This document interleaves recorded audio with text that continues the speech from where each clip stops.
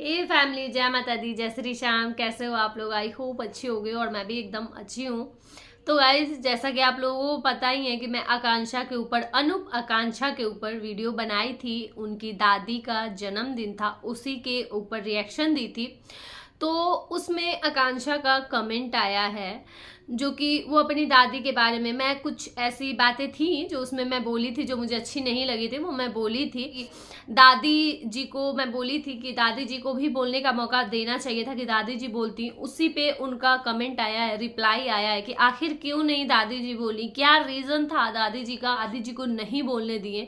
तो चलिए बताती हूँ मैं आप लोगों को डिटेल्स में। उससे पहले जो भी मेरे चैनल पर न्यू है, फटाफट से आप लोग चैनल को सब्सक्राइब कर दीजिए, लाइक कर दीजिए और शेयर कर दीजिए। और इसमें बहुत अच्छी बातें होंगी, प्लीज लास्ट तक देखिएगा वीडियो को, ठीक है।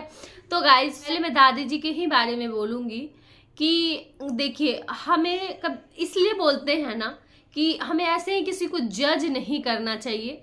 बिना सोचे बिना समझे हम किसी के बारे में भी जज कर लेते, किसी को कुछ भी बोल देते हैं मुंह उठा के कि वो ऐसा है या ये ऐसे की या वो वैसे की। कभी भी ना ऐसे बोलने से पहले, किसी को भी बोलने से पहले ना, इसीलिए सोच समझ के बोलना चाहिए, सोच समझ के करना चाहिए कि अभी तो मैं बोल दे रही हूँ वो चीज़, और कहीं अगर कुछ ऐसा रीज़न हुआ और जो कि मुझे नहीं बोलना चाहिए था, तो बाद में अफसोस के अलावा और कुछ नहीं रह जाता है।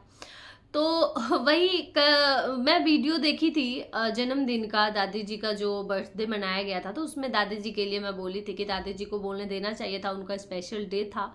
तो उस वीडियो पे आकांक्षा का रिप्लाई आया है, कमेंट की है वो कि दादी जी अभी रिसेंटली कैंसर से रिकवर की हैं, इसलिए उनका मुंह सूख जाता है बोलते बोलते, इसलिए वो उनको नहीं बोलने दी और क्लियर बोल भी नहीं पाती हैं वो।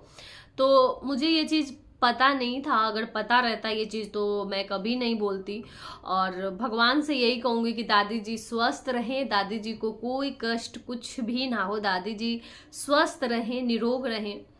और दादी जी आज चली गई हैं आकांक्षा के पास से, उसके बारे में भी मैं बोलूँगी। लेकिन उस पे जो आकांक्षा रिप्लाई की थी मुझे, उस पे ही एक और कमेंट आया है ज्योति जी का। उनको जानना है ये चीज़ कि दादी जी का कैंसर कौन सा स्टेज था, कब शुरुआत ही था या क्या था, कहाँ पे इलाज करवाया गया है और कैसे ठीक हुआ। आप पूरा डिटेल्स में बना के एक वीडियो बनाइए इसके बारे में, ताकि इससे बहुत सारे लोगों को हेल्प मिलेगी। दादी जी जब रिकवर कर गई हैं, ये बात सुन के उनको लगा कि नहीं, शायद पता नहीं, भगवान ना करे कि कोई हो उनके घर में कोई इस चीज़ का पेशेंट हो, लेकिन पता नहीं है मुझे क्यों ऐसा वो क्वेश्चन की है। लेकिन जो भी हो, बहुत सारे लोगों को हेल्प मिलेगी, ये तो है ही।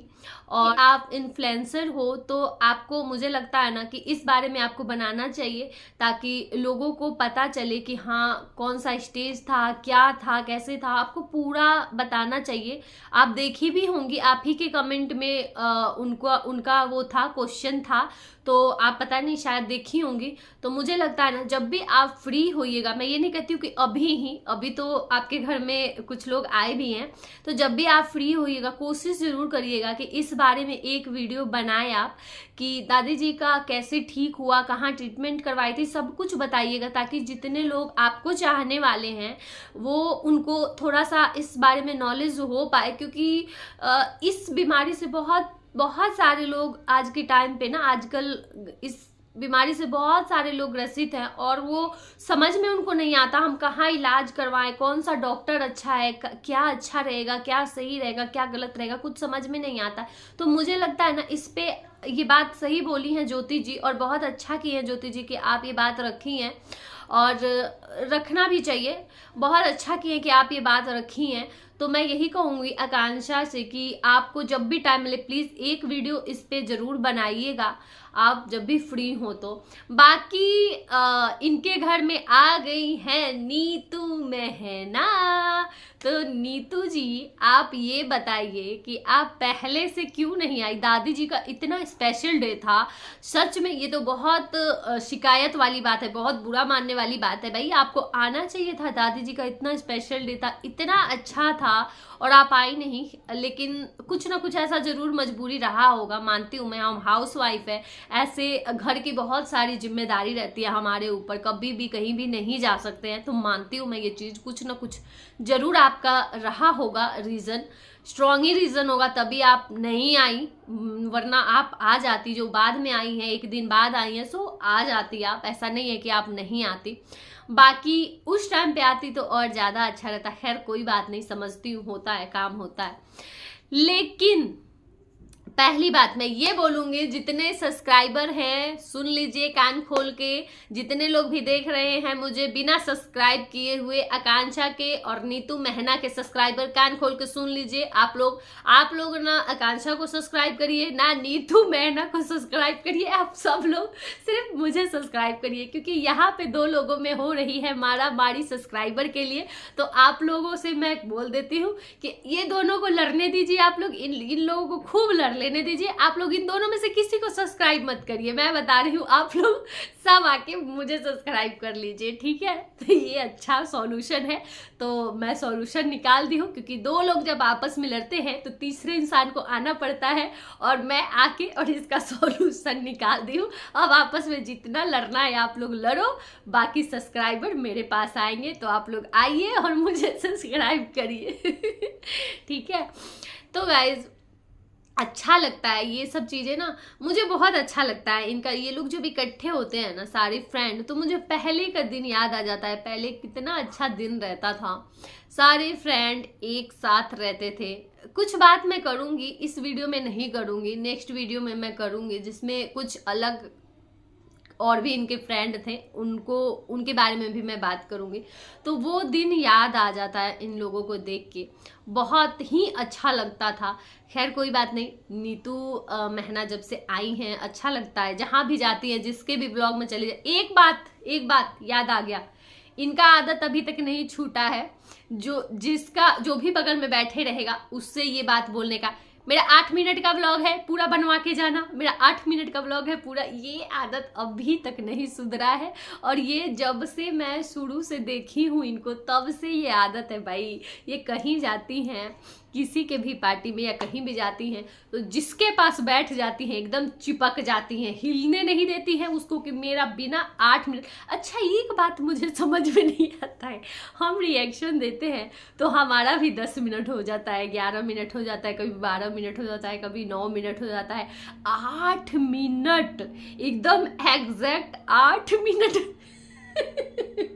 और वो 8 मिनट अभी तक ही 8 ही मिनट रहता है, 8 मिनट से ज़्यादा नहीं। इसका क्या फंडा है मुझे बता देना आप एक बार।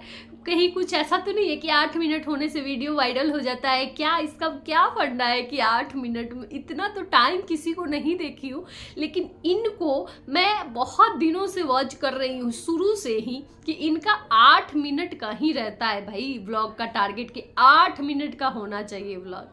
तो ये सब अच्छा लगता है।